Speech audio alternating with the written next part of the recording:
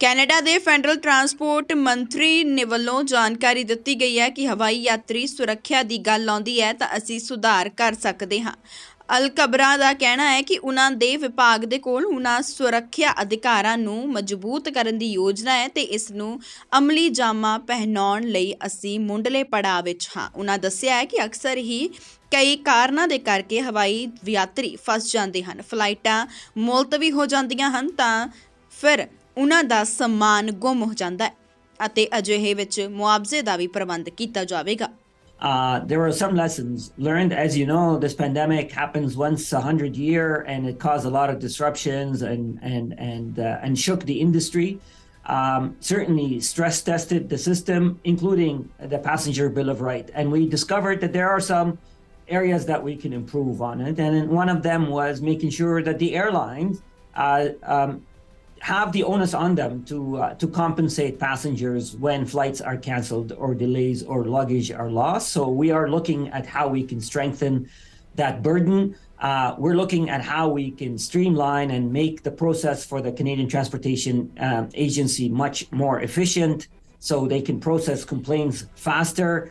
We're looking at adding more resources. We're looking at sharing more information, requiring the information sharing between different agencies within the aviation sector. So there's several things that based on the lessons we learned from the last summer. The passenger bill of right, by the way, was when it came into force in 2019, just before the pandemic, was the first time in Canada's history to have a regime like that to protect passengers. However, as I said, the pandemic was unforecasted and unexpected, and it caused significant and severe disruption to our industry and taught us certain lessons that no one foresaw. So we learned some lessons, and I think any responsible government admits that there are some lessons learned and works on improving the regime that we have. First of all, we set up the system removed from politics at an arm's length. That's how we do things when it comes to judicial or quasi-judicial bodies. The CTA has the authority to investigate and levy fines. As far as the volume concerned, no one forecasted and saw what we saw last summer. So clearly, the way the process was set up was not able to deal with the avalanche of complaints that took place.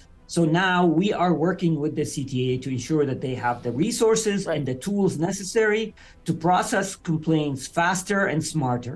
I want customers to be responded to as quickly as possible. I want to avoid going to the CTA.